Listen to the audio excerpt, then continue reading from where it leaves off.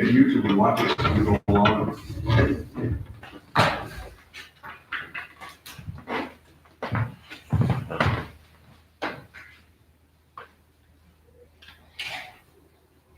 We call the executive park meeting to order.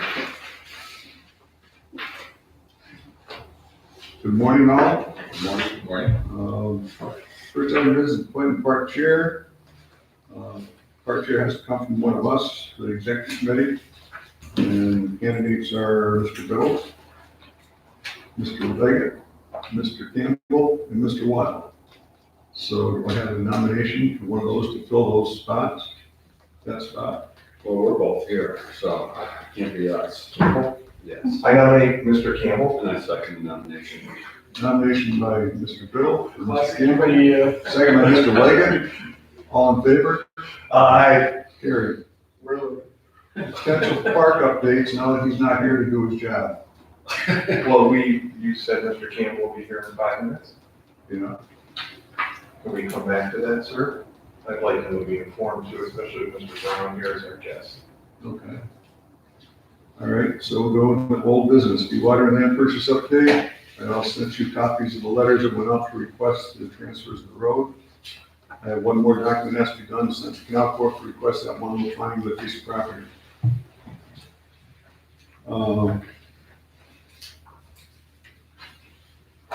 Looks like Ally's up next. Nice. Interim project survey update. I have 4 people, 4 projects that I'm still waiting for their annual reports. I have reached out to them all by phone and email, asking for an update. A lot of them are just waiting for paperwork from their accountants, because that needs to be included with the project reporting. And town and county tax update, there's still 2 that haven't paid. But they have till the end of March to pay their new late fee.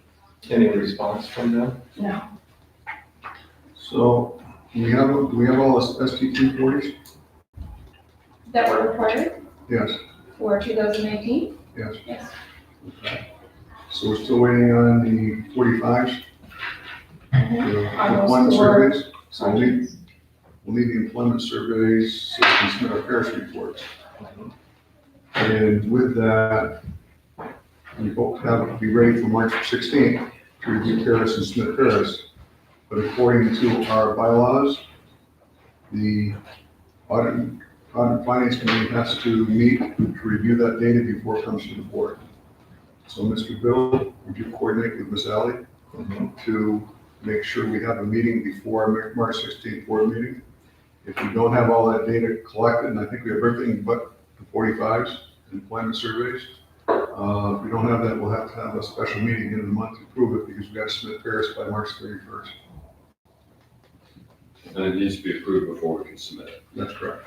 And Chairman, just to review, who's on the audit and finance? You, Jenny, You. I guess. That was last week's meeting. There's one more. Where did I'll have it here in a second. Appreciate it. We can appoint other people that aren't here. You'd like to point everyone who's not here. Is that true? Absolutely. That'll teach me. Is Mr. Slopestyle coming today? Yeah. For this meeting? Mr. Delosa is part of the audit and finance committee also. Okay. He in fact will have to approve all these. Board of committee members. Ally's been working hard catching up our website and data that has to be on the website for in reports. Did you get that question answered from Kara on the in report? I did. And what was the answer? That I can put everything that's being requested into one scanned document and reference that entire scan of documents in the Paris report. Okay. Jenny Sullivan. So it is Mike myself, Wild. oh, Mr. Wild as well. Yourself, are you on that as well? I am, but more of an alternate than primary. I'll include you in the invite though. Wait, thank you. Just what I need, another meeting. Town and county tax update. We got that. Recaptures, how do we stand on those ones we were looking into? We knew there was one from last year that needs to be recaptured, and They've submitted and they're over by about $90-something. So that'll be on the, are you gonna do these all at the audit committee meeting first, or? yes, Okay, so that'll be at the audit committee. And then, Ally, I don't know if you got any of the other, I requested the okay. XP 340s and I haven't received any. Yeah, and then I went through the ones that are open as of 2019, year ending 2019. And, I don't know if you wanna go over those now, or, sure. so, You want them to join us, or should we? I know, I'm so far away. Okay. Well, if we had all the chairs around here, we also need some chairs. Let me get my coffee. Okay, I didn't know how many people were coming, that's why I suggested we move to this new room, because all the other chairs are in this early in the morning. Okay, so, Mohawk Industrial Works, they submitted theirs, and theirs expired in June of this year, and they're under, so, they've completed their project. So I don't have any concerns with theirs. Fire Tech is the one that is over by about $90-something. They know that the sales tax, I think, is $6-something, $7. So we'll have that information together. They asked if they should just submit it now. I think for purposes of our record, we should have a request made indicating and then them submit it. And then we'll file that with tax and finance. Just to decide on that, they're gonna come back when they get a new tenant and ask for that sales tax, exemption to be reinstated and increased. Once they have a tenant, they said they were gonna request it right away, but since they don't have a tenant, they don't know what the fit up is gonna entail. Is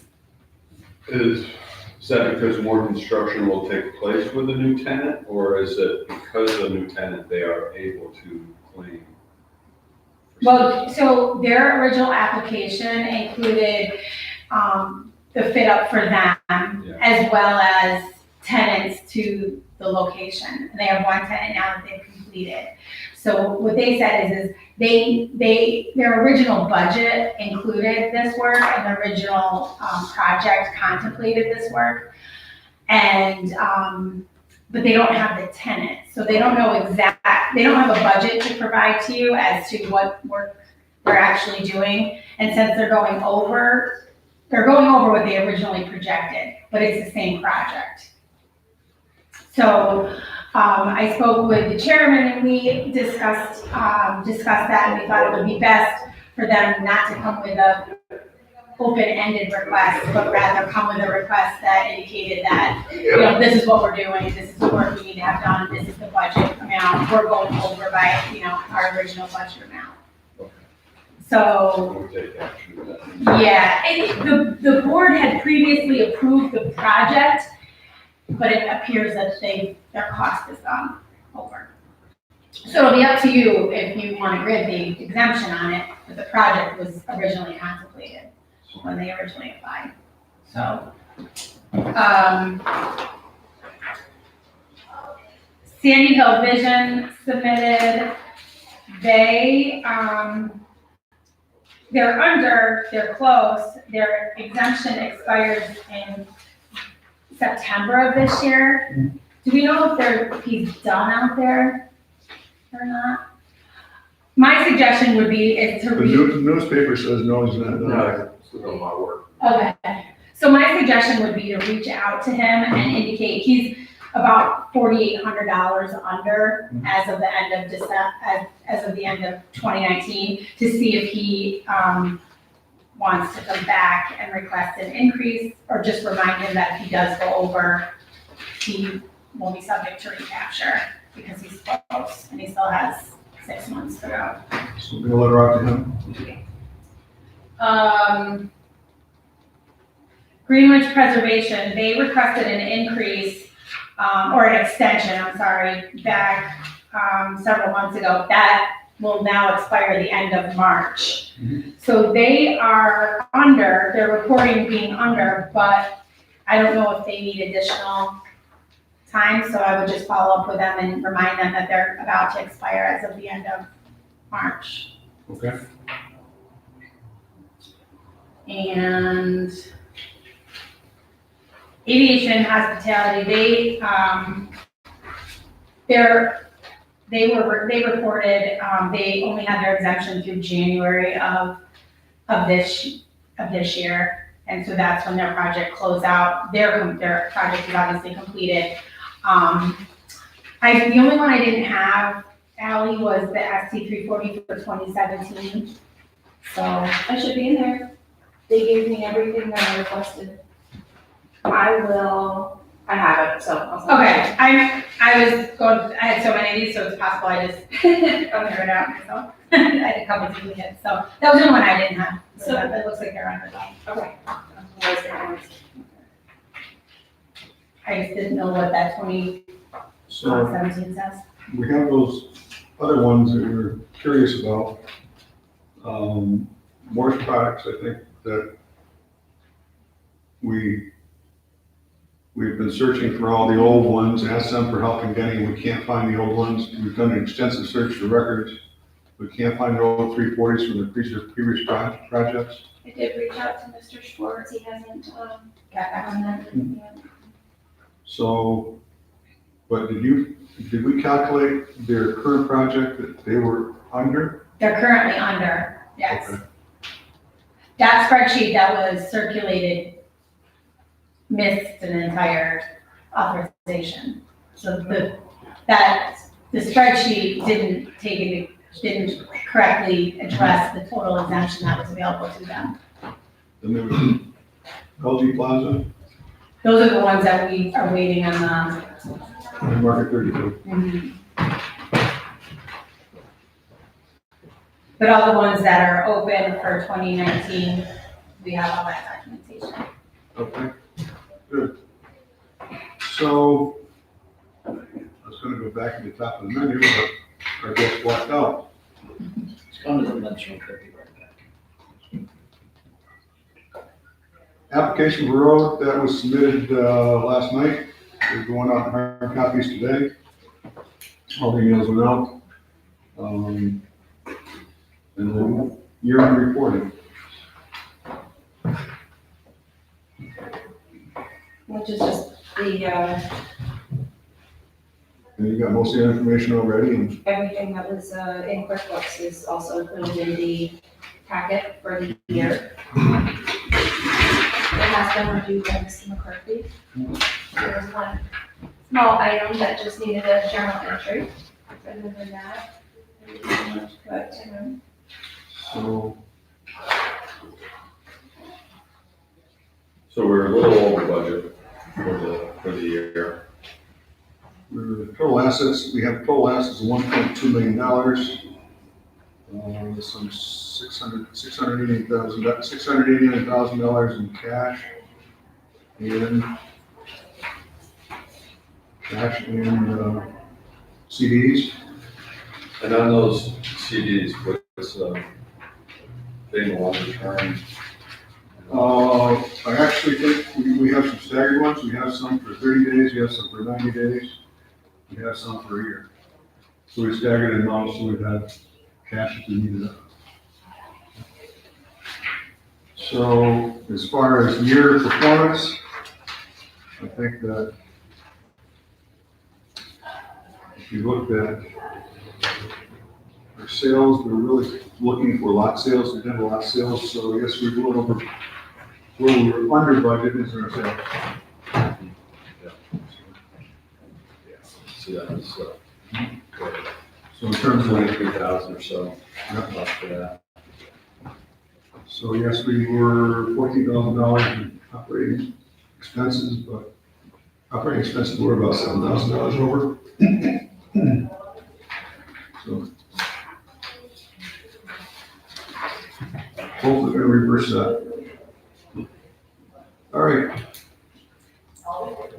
Jack and Mr. Campbell.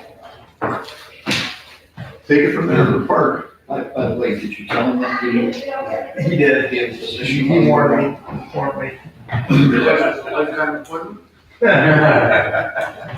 Means I will last much longer.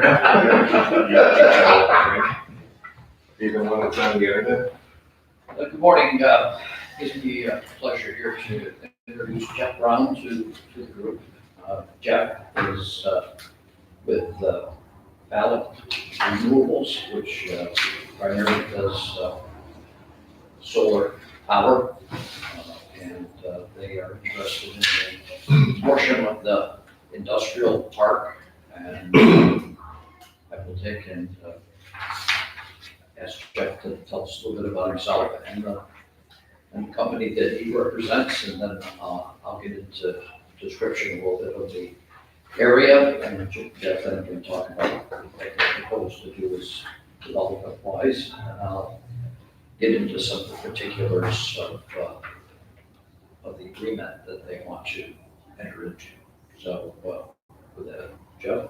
Great. Well, thank you everybody for your time. It's a pleasure meeting you and somebody seeing you for the second time. I actually have a little bit of a nice history with the city of Glens Falls. About a decade ago, during the economic crisis, when the mill building was essentially foreclosed on, I would say deed in lieu, I was a part of the asset repositioning team for the bank and stepped into the building back on December 22nd of 2009 when it was completely dark, and I finished and stepped in and said, there's a real opportunity here, because I'm originally from the upstate New York area, just a little out towards Second Dog Lake. And Glens Falls to me was always a very nice place. I used to come up here and play golf at Glens Falls Country Club during golf practice and golf events, and you go to Six Flags. Hadn't spent much time there as an adult, came up here and saw all the great things that the city was doing and said, you know what, it's unfortunate that the building of this size and the goals of this building weren't achieved. And that really wasn't had anything to do with the town, it had to do with the economics of the marketplace. So when I stepped in, I was really excited about the opportunity to turn the building around and turn it into something that would be not just a large, dark building in the middle of downtown, but something that the city could have been proud of. And at the time, when I was with Amalgamated Bank and the management company, they gave me 18 months to fill it up. And I said, I can get this thing filled up in 18 months, but realistically, I might get this thing done in less than a year. And I did. At the time, the least expensive rent that I was offering there was $1,300 for a one bedroom, and that was at the time twice the price of pretty much of a one bedroom in downtown Glens Falls at the time. I said, you know what, the city's got plenty of great things going for it, and most importantly, this building needs to be reshifted and repositioned in a way that represents bringing people from outside the area to see all the great things that are going on here. And fast forward about a decade, getting in and out of real estate development and management, I started to focus my efforts on energy infrastructures. And I teamed up with the Falk Group about a year ago. Give you an idea, Falk Renewables is a subsidiary of a parent company out of Italy that's over 100 years old. Actually, I think 1906, and it was a family-owned business that was in heavy industry. Falk Renewables is over a decade old, and we develop, own, and manage over 1 gigawatt of power internationally.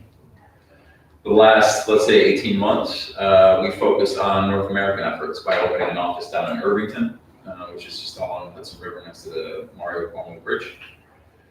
And it's where the old tavern is. Okay. Yeah. Like right next to it. Gotcha. Some people don't recognize me. Purposely asking. So with that said, I started putting some of my focus on what are the opportunities in the North Country. And particularly Glens Falls to me has always been that gateway to the North Country, and there's so much energy infrastructure and demand needs around here in regards to you have heavy industrials, Finch and some of the industrial parks around here, the growth of the hospitals and all the peak demand of all the residential users. So all that to be said, I started looking at identified sites, and particularly in the Warren County IDA down the street on Queensberry Avenue, you have a substation, the Cedar Avenue substation. And that substation has to give you an idea, a peak demand of 20 megawatts of power, but it's only has roughly 8 megawatts queued and installed. So there's 12 megawatts of clean power that we can put onto that substation. And identifying some of the properties in the area, I am a believer that these projects with private capital and public involvement can be a nice P3 relationship. So much so that we can help the county, the city, the town that we work with achieve their goals. Their own goals kind of renewable energy, as well as their commitment to the environment, and satisfying what the state might be requiring them in the future to the state's own goals. We have a goal here of 70% by 2030, and I think it's important that communities all across the state understand how they can play a role in doing that. So all that to be said, our firm identified the parcel working with John that you see here on the map, and it consists of approximately 47.5 acres. To give you an idea of how solar projects tend to be designed, we look for more projects that have a latitudinal reach, so it's more east and west. And with that, the 25 approximate acres in the southern part of the parcel, this parallelogram type shape layout, that would be ideally enough for us to get probably anywhere between 5 to 6 megawatts of power. And if we could do that, that would be the level of investment of anywhere between $10 to $12 million into the land. We think it would have a great opportunity because you have a 3-phase that cuts in off the industrial road. And the northern part of the parcel would be available for future development, future solar development, because we do know that there's capacity on that substation. But right now, for us, ideally, we'd like to really start with the lower part of the parcel and keep the northern part something as maybe forever wild, some level of conservation effort, preservation, or some pieces that could be carved out for future development. Our firm is making a large commitment into the U.S. infrastructure grid. At this moment, we have roughly over $250 million to be able to put to work across America. With that, we also just teamed up with one of the 7 largest oil companies in the world called Eni. And Eni is based out of Italy. They are looking for us to be their renewable energy arm and develop a portfolio for them. Now, in comparison to some of the other great companies that are doing work out there in this space, we like to develop, build, own, and operate for the years to come. So we're going to be a partner in this community. And I think that's important because understanding a decade ago what this community was about, and really not just Glens Falls, but Queensbury and Kingsbury and Hudson Falls, the North Country. It's important to have an understanding of what that relationship is going to be. And when you put your roots and you put capital into this area, you want to make sure that you're building relationships that are going to last. And I'm quite confident that this will be the first project of its type for us. I've identified 4 other projects in the region that can be anything from a traditional solar project on commercial land, industrial land, to some very interesting first of their kind projects, which would really bring a spotlight to the city of Glens Falls and Warren and Washington County. So with that, we're really excited about where we are at this point. John's been a great resource. Dave was fantastic to sit down with a couple weeks ago. I really like the way this project is headed. And we are fully engaged to do something with Warren and Washington County as a potential partner here. And when I say partner, we're looking to acquire the property, but continue to work with the county and the city on your guys' goals and matching up with our goals and doing something that's good for everybody. Well, thank you, Jeff, and thank you for what you did for downtown Glens Falls. We said earlier that was really the impetus that has kicked off and got things going down there. And it's nice to put face to someone who had taken and worked on that.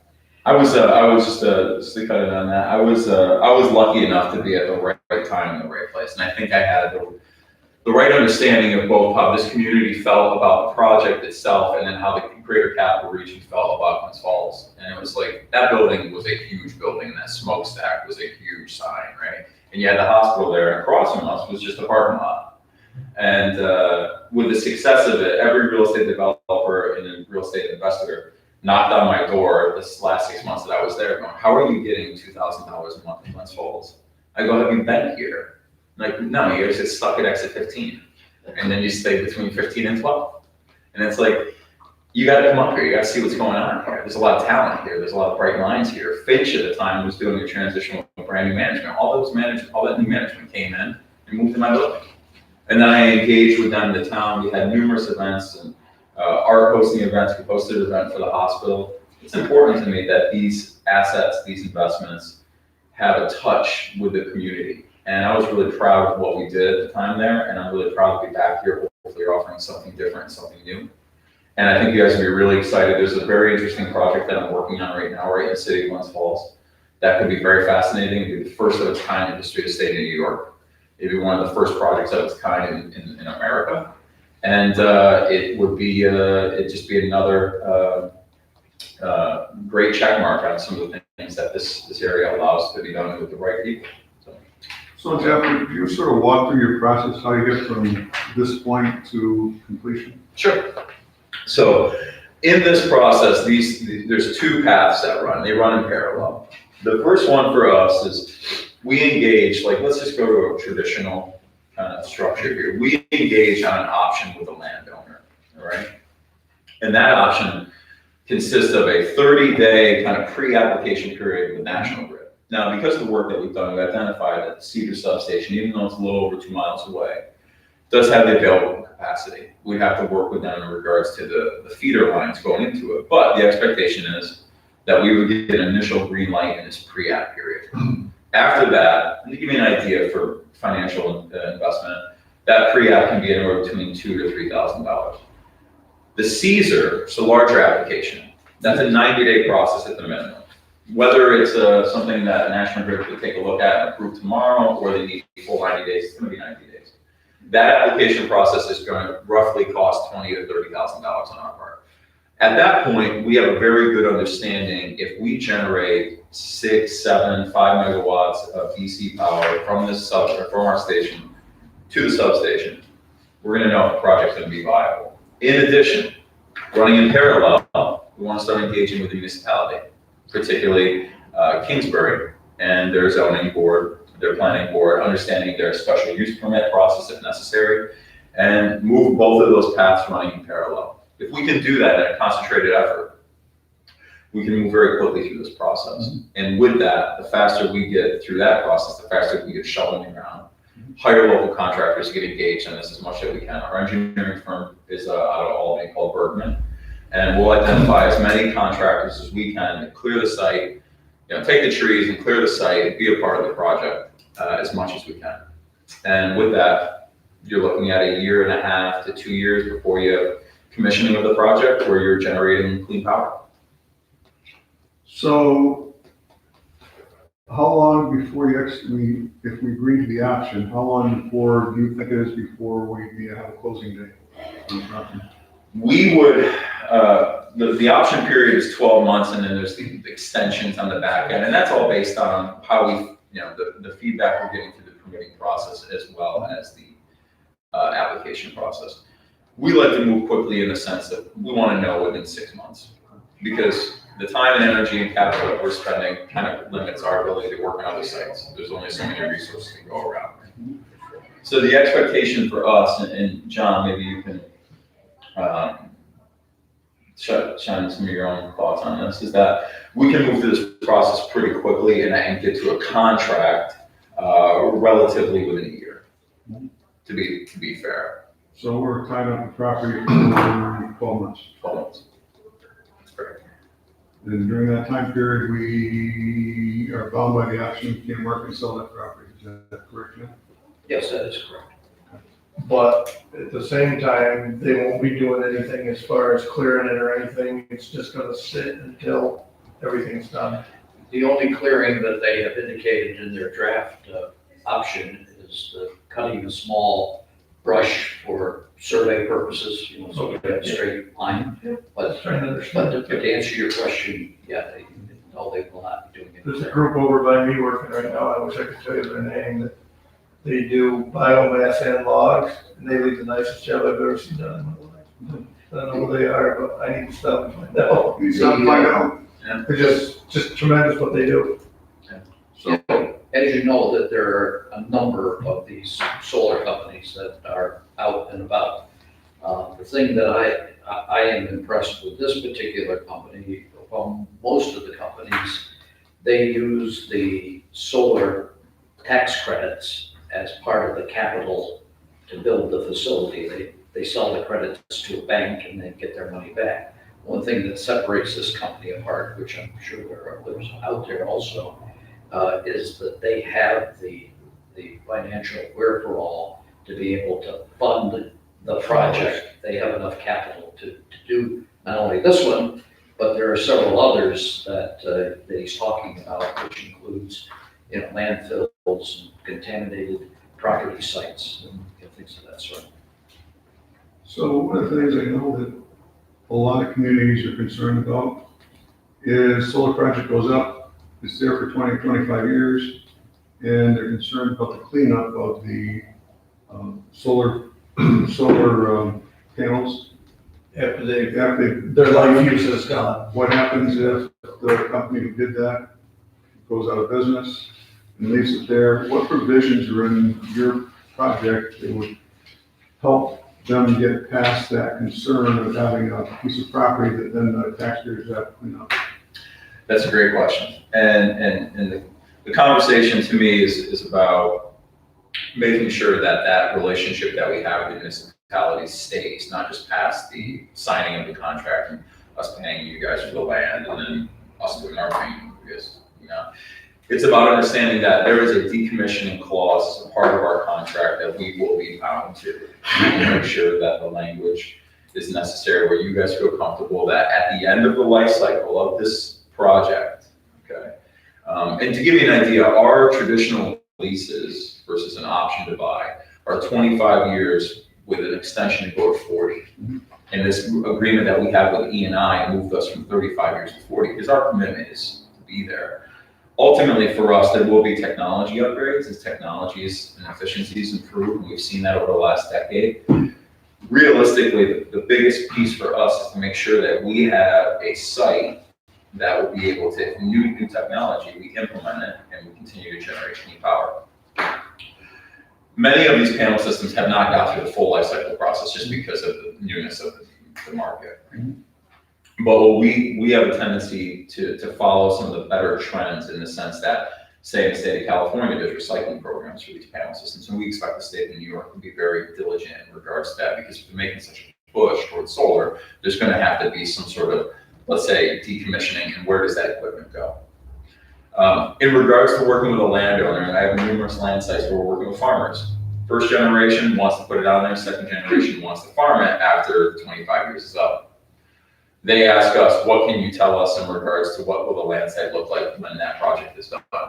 It is our obligation to be able, we put it in our budget to carry it forward. It is our obligation to be able to take everything off the site and return it to its original state. The only thing that we come across in this case would be 2 small concrete pads typically that are poured in the process. But outside of that, everything is done below the frost line, so ultimately someone will be able to use the agricultural land for future use. And particularly in some areas that we're talking about right now, say like in Albany County is very concerned about protecting their ag holdings for future use in case of something happening in the future that, they need to maintain that. We make sure that they feel comfortable with our language, and we do the same with you guys. It's a part of our decommissioning part of the contract. Because what you described is perfect if you're still in business in 25 years. What provisions are made should fall for water business? Well, that's a great question, because what we've seen over this run of solar opportunities and developments, a lot of them going out of business. And that's for numerous reasons, right? It's not an industry reason, that there's numerous reasons associated with that.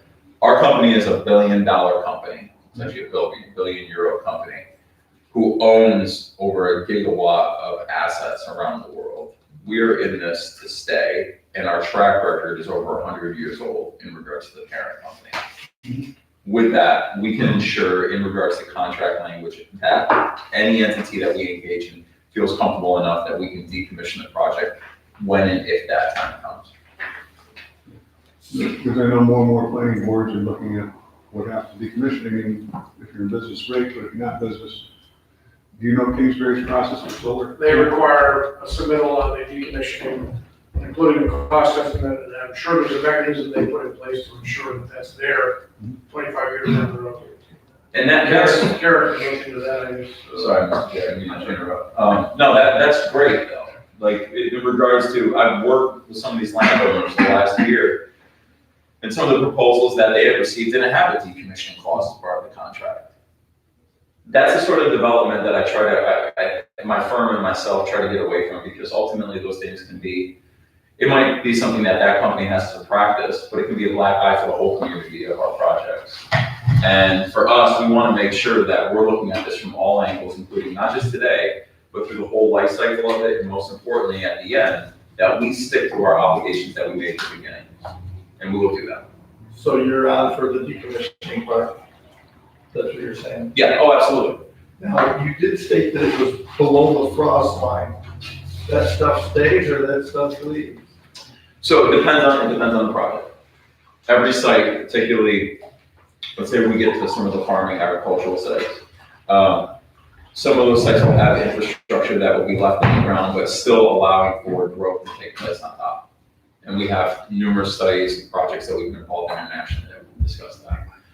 Some depends on if you're doing techno posts in the ground. If you're not doing techno posts in the ground, then you have nothing that goes beneath the frost line.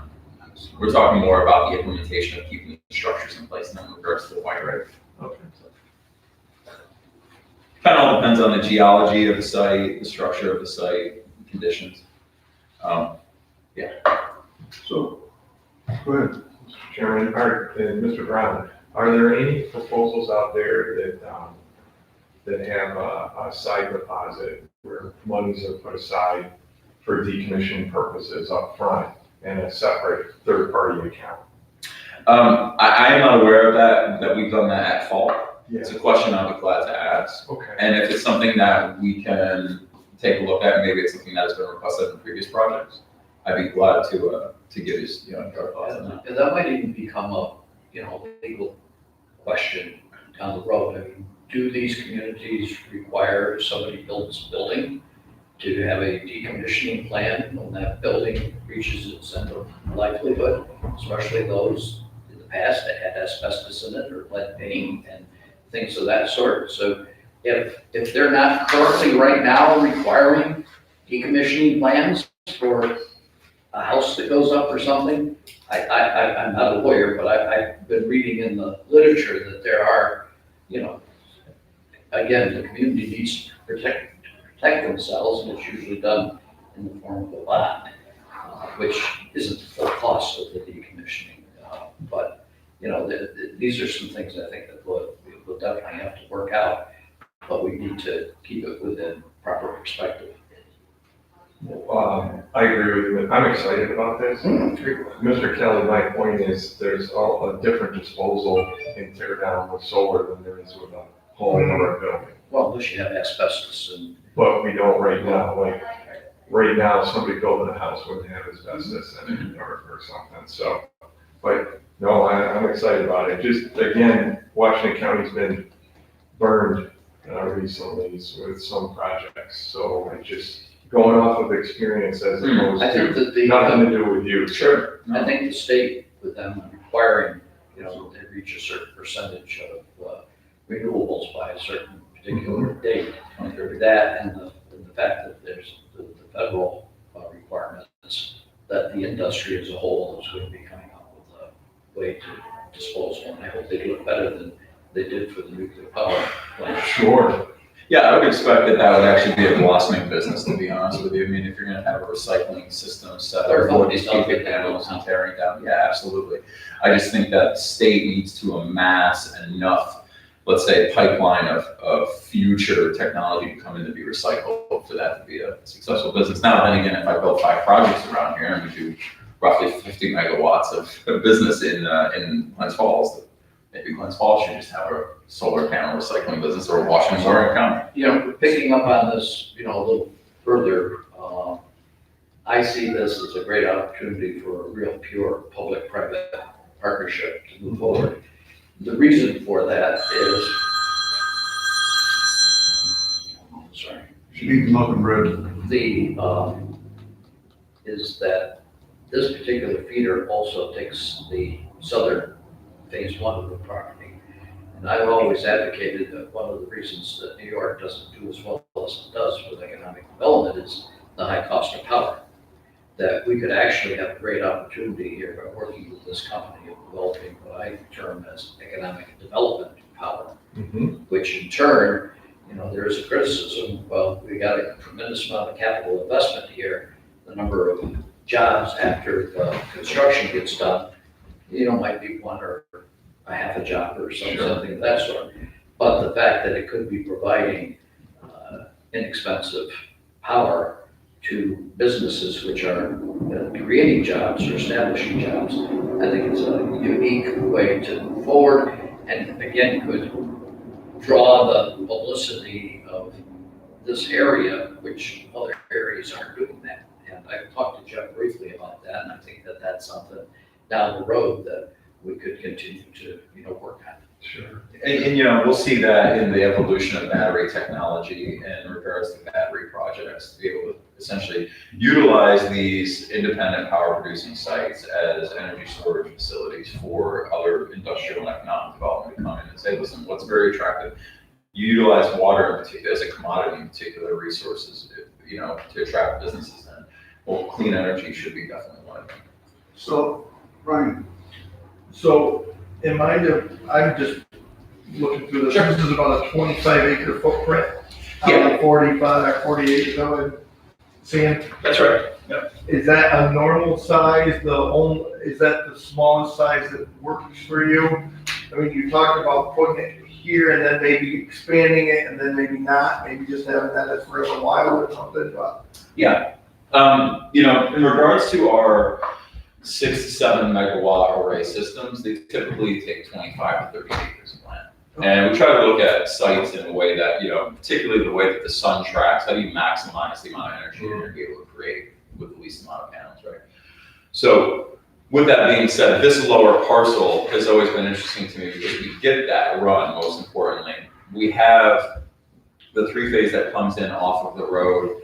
And then we have the north side, which is something that we want to investigate in regards to future development. Maybe what we can do is if you look at this 1.36, this 9 acres right here, that could be an additional portion that we could design a project into. But to get our foot in the door and our stakes in the ground, this 20 to 25 acre parcel is a great start for us. Because most importantly, it doesn't overload the substation with a capacity that it can't handle. It also allows us the opportunity to get a project started and then think about adding more capacity down the road. To follow up on, Brian, your comment, I originally asked to see if they would take this area up here, and it was a definite no. Because it's going that way. Well, a variety of Direction of the sun. So he insisted on this here, and I said, well, from a practical standpoint, that cuts things off with this up here, so you're gonna need to pick up the whole thing. With that additional, I think I maybe have mentioned in the past, Tom, you and I have discussed that there is a national wetland permit that when you do solar, you can impact up to an acre instead of a 1/10 of an acre before EPA and Fish and Wildlife are brought in. But because of the nature of what we know this property is like up here, that can be used as a bargaining chip with Army Corps, which they are going to have some impact down here, to either set this aside as a forever wild or wetland mitigation or other purposes. So it really, he is going to need to have the whole thing due to the nature of the property that we have. I would generally concur, and we can also revisit in that dark green area is not technically a wetland bank, but there's a wetland mitigation area, and there may be some additional acreage there to support your project, depending on what the Corps is willing to do. That's sort of up in the air. We'll find out this year. So getting into some of the details of the option offer, and again, I think, Eric, where we stand on this is they gave me one of their boilerplates. I went back and added, the correcting the IDA and et cetera, added probably a half a dozen of Kara's standard comments that she has used in other documents.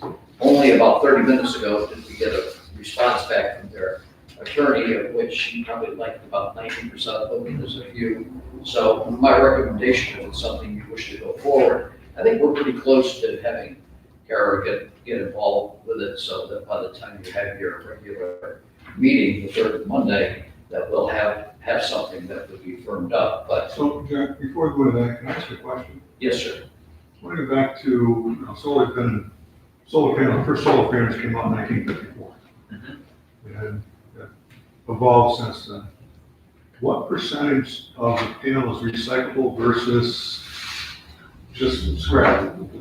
So what I've seen out in California is that you have all of your framing system is kind of a traditional aluminum framing rail, and that can easily go to recycling. But in regards to the glass and the PV, I mean, the expectation is that the whole panel is going to be recycled, including the wiring, including the junction boxes on the back, and then the tear down of the inverter systems. I mean, they're mechanical systems that are very similar to most technologies out there today in regards to the panels. In regards to where, say, the monocrystalline or the silicon pieces go, I'd be glad to get you a clearer answer on that in regards to where the expectation would be for the recycling of those components. But predominantly, there's already kind of traditional recycling methods for most of the materials used there. Was there a time when a lot of these panels weren't recyclable? I'm not aware of that. You know, the material that's in there is, you know, primarily copper. There's also some rare earth minerals. Something that when I was doing the traction for the chip fab company, I talked to Jeff a little bit about this, is the production of a solar panel is really nothing than the production of a microchip on steroids. The process is basically the same in painting the layers of electronics on the glass or the substrate. And so that's something that as time goes along, I mean, we've seen some production of, you know, out in Buffalo, or we may see it at the Tesla facility. But as we develop the scientists and the engineers and people that support the chip manufacturing, we could stand very easily that would be the next step, would be production. And as it gets more automated, where it doesn't take as many people, which is why China has, you know, been in that area. So there can be some nice spin-offs on this as we move forward. And we're pretty aware of tier one panel manufacturers, and there are some groups in the States that are doing it. And I think as we see some of the international trade changes that take place, they're seeing some more innovation pushed in this direction, that made in America, panels are made in America. The whole life cycle of them will be in America. So they're very promising things in the future in regards to this technology, because 15 years ago, the efficiencies on these technologies were extremely different. Mm-hmm. And you also have the levers of, say, public engagement and public finance to support just the development of that. And we've seen this really nice handoff from public to the private side of it, where the private side essentially is to be able to manufacture and compete and create a competition that keeps improving the efficiencies while lowering the capital cost of this as well. Okay, thank you. Go ahead, Jack. Yes, thank you.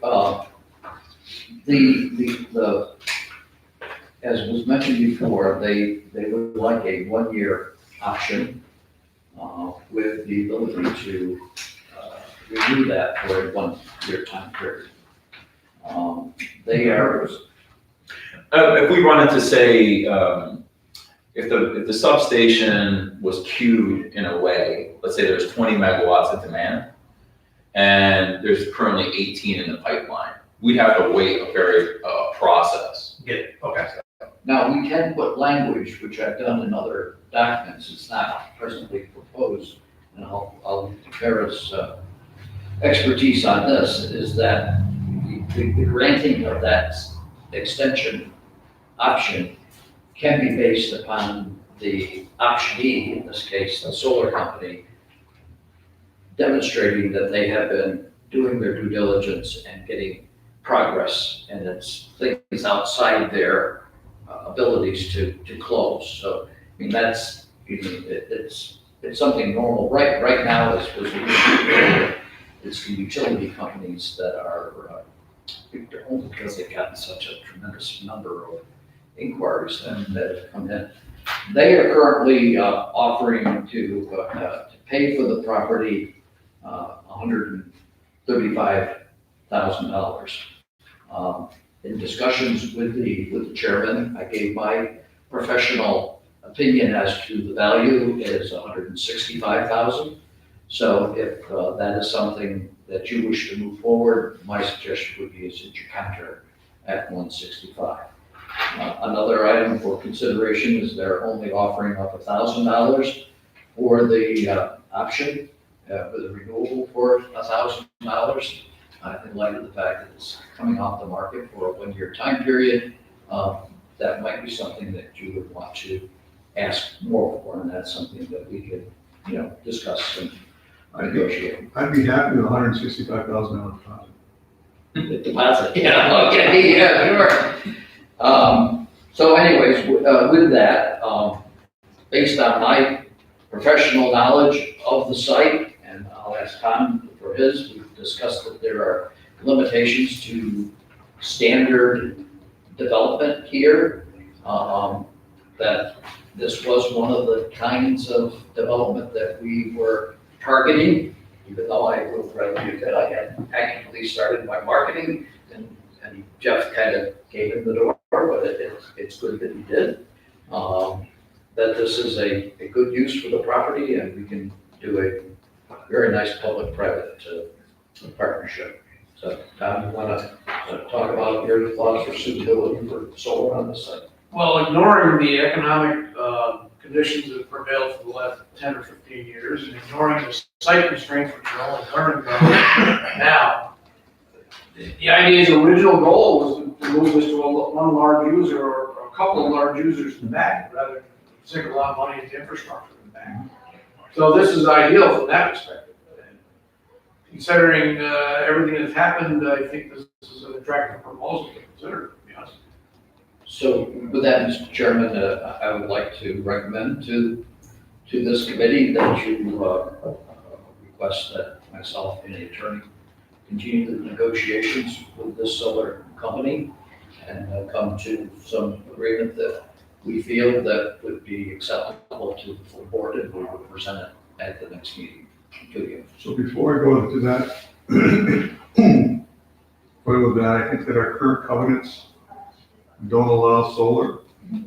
What process we have to go through to get through that process? That determination the board can make, determination you have to go to all stakeholders of the property. You could grant a variance Mhm. to the covenants and restrictions with respect to this, or if you wanted to amend the covenants and restrictions altogether, then you'd have to go to all the parties in the phase 2 and ask them to agree to consent to the amendment.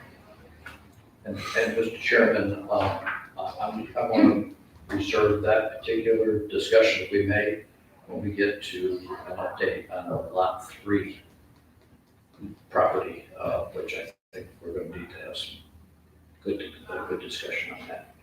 Can I amend my comments? The property would be available for industrial use in the future, depending on economic conditions, depending on what technology dictates for this site. So I think that the site would not be ruined, for lack of a better term. So I think the decommissioning clause would be important, because the idea would not lose the property in perpetuity, depending on what technology dictates. Maybe solar is not viable in 15 years, who knows, where its current form. According to where the sun goes. Maybe we'd be doing it all out of space, who knows? Well, and I think the other item that we kind of just glossed over a little bit, but Jeff did mention that they would have the intentions of looking into the viability of battery storage on the site. And that's unique because he's talking about DC power, like your flashlight battery. But we use power on an AC, alternating current, which basically means when you throw the switch on the wall, that generator's got to work a little bit harder someplace else at the same exact moment. So in other words, when the sun goes, when the cloud goes in front of the sun, there's some base load generation creating carbon dioxide someplace that has to work a little bit harder. So there's some opportunities with some grants, and also my discussions recently with National Grid is they have demonstration projects for battery in the western part of the state, the central part of the state, I think it's up at Clarkson. NYSEG has one down at the Luther Forest. This could very easily become a demonstration site. The other thing which works out with the amount of hydroelectric power that we have in this area, which is basically run a river, and because the Sacandaga releases during the day and it's not much at night, and because cost of power is more expensive during the day than at night, you can take that power at night that's being generated by the hydro, charge up your battery, and then the battery can take and then sell it back to the grid during the day at a much higher price, and it knocks those peaks off from the electric generation, which is the big item. So there's a lot of potential here with this company because they have the money to be able to do these kinds of investments. It's the capital that's available to us, it's the goals for our company to build a portfolio that not only is a performing portfolio, but then has interesting pieces to it, meaning it shows, for example, that there's opportunities for private-public partnerships. And there's communities right now that I'm working with in central New York who are challenged economically at the moment due to the dairy farming landscape, due to the international trade landscape, particularly with their farmers. They're really getting hurt, and they have moratoriums on solar development. And, what I've come to understand is that the solar companies and community, they say, we got a moratorium, great, we'll call you in 6 months, see where you guys are then, or 12 months. That's not the approach that I've taken with these 4 communities. Say, no, we want to sit at the table because we want to share with you what you don't know. We want to be open book with you and what you can learn, and how, most importantly, you can develop your zoning plans and goals to essentially incorporate attractive solar projects that work for you and work for the companies that want to be engaged in your communities. Right. Well, let's go back to where the batteries and all that, because the state, Vermont allows net billing, New York State doesn't. Where does that fit in with selling back to the line? In regards to your conversations with National Grid and their battery projects, and we have a battery project in Massachusetts, like one of our solar No, projects. I'm just trying to say, where does New York State, because some of these things New York State doesn't allow. Well, that's selling power directly to the consumer. In this particular case, if you're selling power to the grid as a whole, They allow, there's different arrangements that can be made as to time of day, value of the. because sometimes they don't give you the price that you really should get for your power. Well, and generally right now, my understanding is that price for the next day is determined at 6 o'clock in the evening beforehand. It's a whole mixed up thing, but you can't be in the game unless you've got a team to play in the game. Yeah, so my question was just how does New York State, because sometimes New York State doesn't play well compared to other states. Vermont, it's a whole different deal than New York, and Well, I think the good thing is that we're at this moment in time, particularly on the local and state level, where you're seeing these conversations come up, and then the input from both the private side as well as National Grid and the utilities. So how do we make all of this work? Because there's this major push down for these goals by 2030. Okay, well, some of that's going to be battery. What's the expectations of National Grid? What are the goals? What are the guidelines that are going to be set up to incentivize developers to invest in a battery system, to be able to take that power and put it onto the grid without being, let's say, to getting a fair market price. to get penalized. Right. To avoid that. Right. Avoid being penalized. That's right. So, thank you, Mr. Chairman. Overriding covenants is always a concern of mine on things. But from a meeting the other week we had with the IDA, when talking about energy production, we are in an industrial authority here. These are consumers of power. And to be blind to thinking of where that power comes from does not really meet our interest. And if we were to take more of the 10,000 foot view of our industrial parks, you go, how do you make these to be more self-sustaining, let's say? And to be able to place 25 acres of solar in an industrial park helps with the overall environment of the business production environment of being able to supply energy for our energy users. So I do think that waiving the covenants for a project like this is within our scope, within what we do. And I also look on Falk Renewables here, that they have sustainability charters as well, and they're committed on the environmental, social, and governance level of things. And they seem to be very reputable and looking into the whole product as well. Thank you, Frank. And I think to go along with that, Craig, I like your idea about the variance, because I wouldn't really want to amend the whole charter type thing, because I would rather we looked at each one individually. That, I think that's important too, that, because we are supposed to be looking for industry that provides jobs and all that. This will provide jobs for a few minutes, and then for 25 years, there won't be a lot of jobs. Hopefully it just works. So what's the pleasure of the board? Shall we move this on to further negotiation then, at this point? Certainly. I would say yes. Okay, so we'll let Jack and Kara work on it. I just want to add something that was mentioned about dairy farmland, and the concerns that people have had on that. I'm actually attending a symposium this coming weekend, Saturday, out at Herkimer Community College that's going to deal with this issue.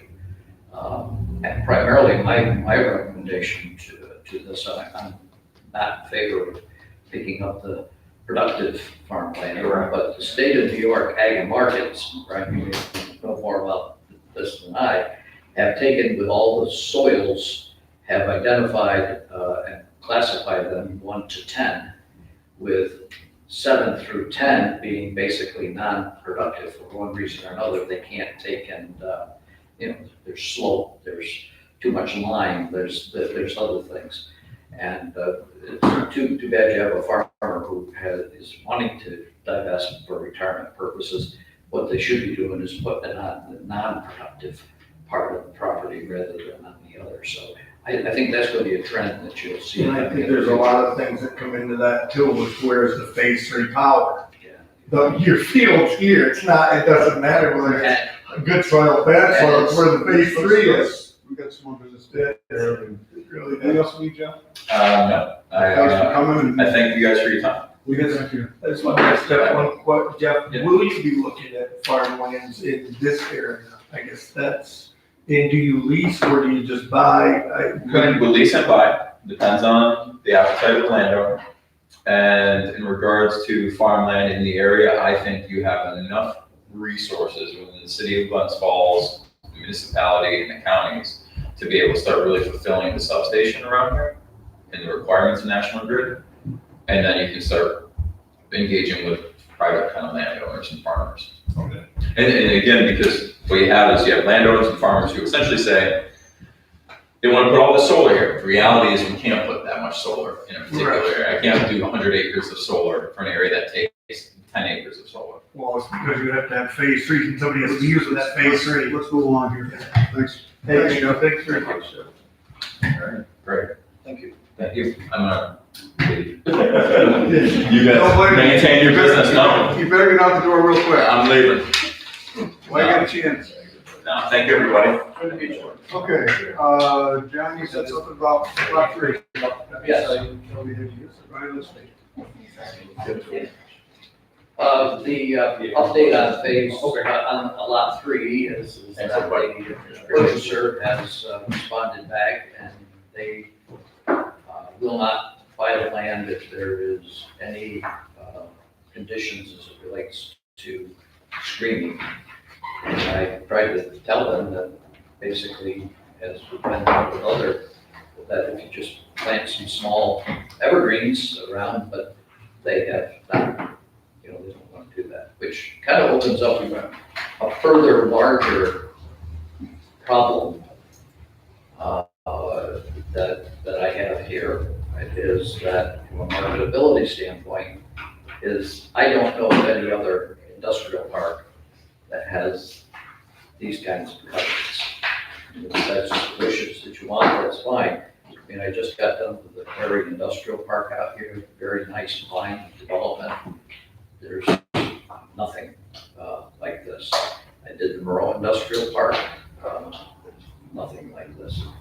And the big flagship one, the Luther Forest Technology Campus and the adjacent NYSERDA Step Park, nothing like this. So if it's something you want to continue to keep in place, you're really, in my opinion, working against yourself. Craig? Thank you. Those are all different places.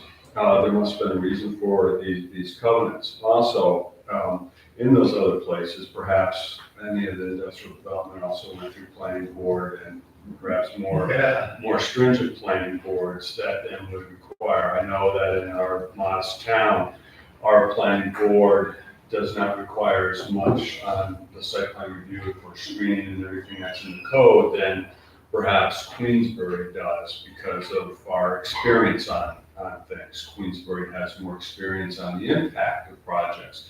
If we have been requiring other businesses in the park to put in screening, which I imagine we have because it's been part of the covenant and it has not been waived, to waive it at this point in time for a company whose only plan is to put in a parking lot, I don't think we're asking too much of them, and I do not see how we can waive it. It's also on, I'll call it a main road. County Line Road is a main road, and we have to be respectful of the community as well. So to scrape in a parking lot and then just leave it there for everybody to drive by and see, I do not think that we as a IDA are being responsible community partners. So, realistically, when we talk about planting evergreens for that, I can't remember how wide that was. But what is the cost of planting evergreens to put in there? Well, you can probably go down to the Saratoga Nursery about this time and pick up a bundle of 100 for $15. I mean, trust me. I've had long, extensive discussions with their real estate person as it relates to the practicalities of what's involved. Also, you can go out and look at the other companies that are there and see what they have or have not done for screening purposes. I'm only bringing, well, first of all, I think it's very easily be achieved and done, and they're being not very cooperative in this particular situation. Right. However, I am looking at the entire what's remaining here, and maybe it's a discussion for the planning board to maybe step up and do more the things that they're supposed to do. So, if I look at screening, the screening was problem came up in town, can fill in the gaps. A couple of companies really didn't, in phase one, didn't take care of their properties.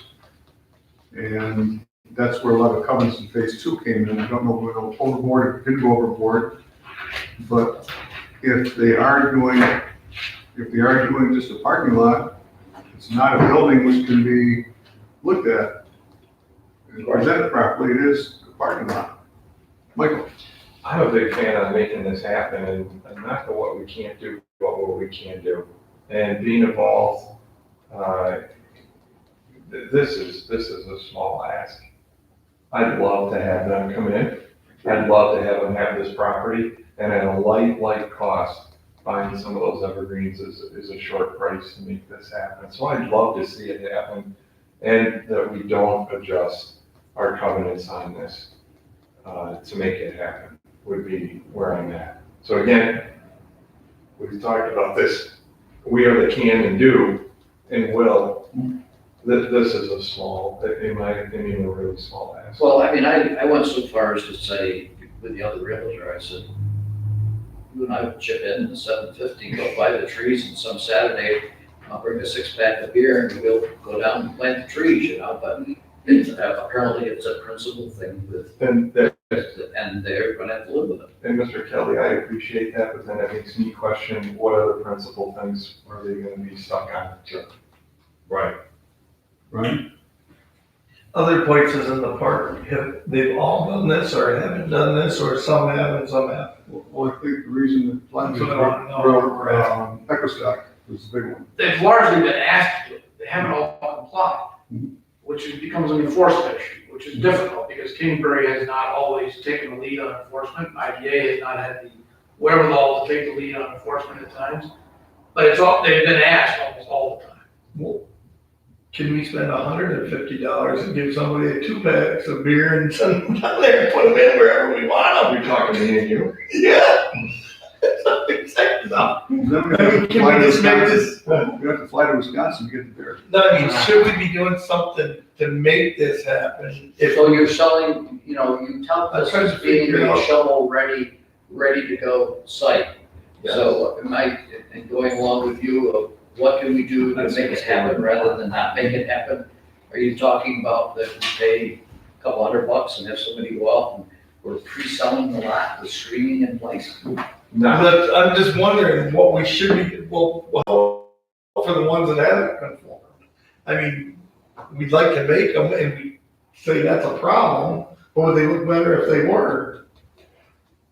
Well, I think just from a historical perspective, if you look at the covenants and that speak to the projects that are able to be cited within the park, they're all a use other than a parking lot or area for storage. So the screening kind of goes along with certain, with the types of businesses that are permitted.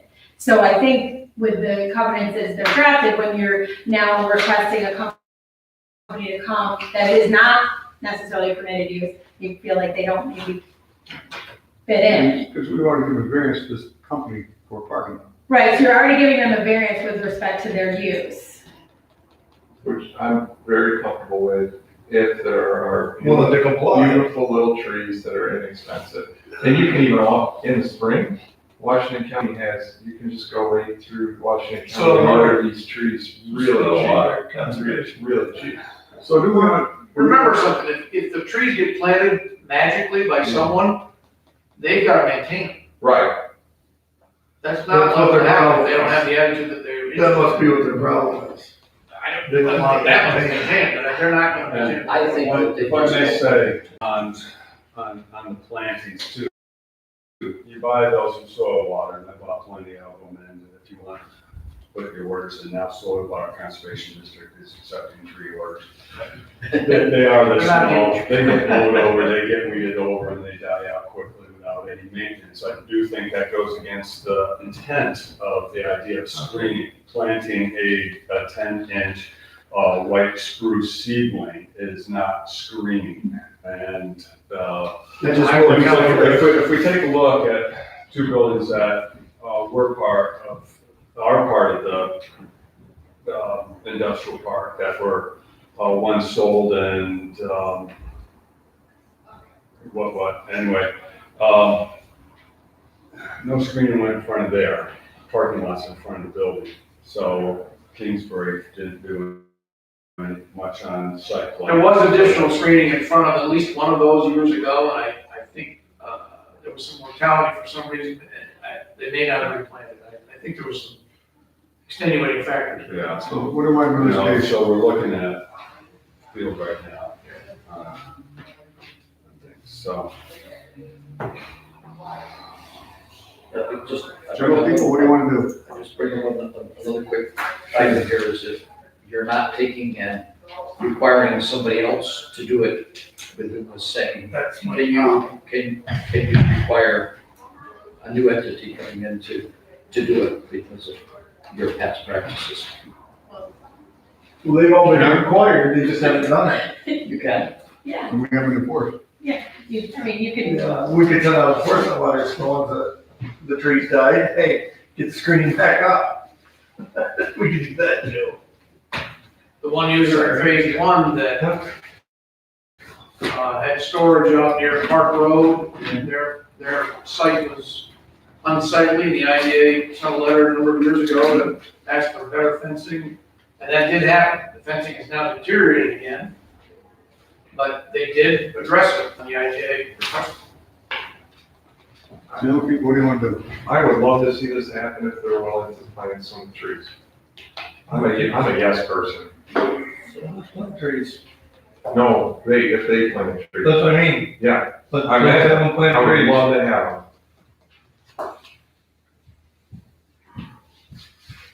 Jack? And that's just my Dead because of voice. that? Pardon me? Is it dead because of that? Well, I'll go back to them again and, you know, They want us to reduce the price $500 to, so they don't have any money out? I don't think price is Yeah. the issue and Yeah. stuff. You know, I also could be, what I'm gonna try to do is,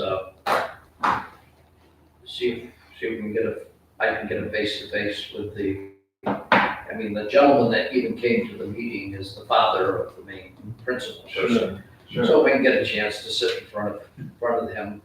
You know, body language tells us a lot of stuff, et cetera, but I'll just go back and say that the IDA wishes to have some level of screening, and what we've described is what the minimum allowable amount would be. Then what kind of tenant are we getting if they won't do that much? That's the other question. Well, again, you gotta remember that this was being leveraged because they won't be able to park their trucks down below, so there was an expansion or jobs being created, which was the reason why what you're doing there, so. But Okay, yeah, so go so. back to him, and he's I'll just follow- gonna, I'll he's follow gonna up. come up with something he needs for that, we'll go from there. Thank you. Any follow-up on the warehouse? Yes, we have another party which has been around for a year and a half, that has a gentleman that will build a warehouse, 25 to 30,000 square feet, and release it to the person that I've been talking with. The principal involved is away on vacation right now, but my suggestion is I've sent all the material, et cetera. I've had numerous meetings. We've had a meeting with chairman and staff to bring them into your April executive committee. And what I have said also to the chairman, I'm going to try to avoid, unless it's a real hot client, to bring them directly to the full board. You know, but I like the committee system, and bring them into the committee and have it vetted first before it goes on. And the only time that I would ask for something different than that is if it is that 1,000 employee project that's going to come out of town or something. Or shorten time. Yeah, right. Okay. The only thing you have is with the new facility coming on board and the road over there, and we're gonna have to get some subcommittees and working groups to look at things.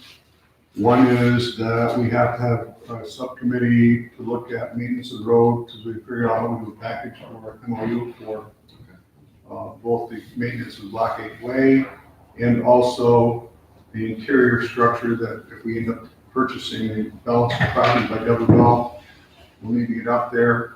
I just can't do everything anymore. I'm getting burned at both ends. So the second committee we need to put together, the sales and marketing, is a committee to come up with a way that we have a marketing and sales approach for the property and usage approach to the property. As I said Monday night, so there'll be two committees we're looking at. They have to be active, have to work on these things, because we're sticking our necks out quite a ways here, guys. Not surprised to say that, but I just can't do it all myself. I need to help do that.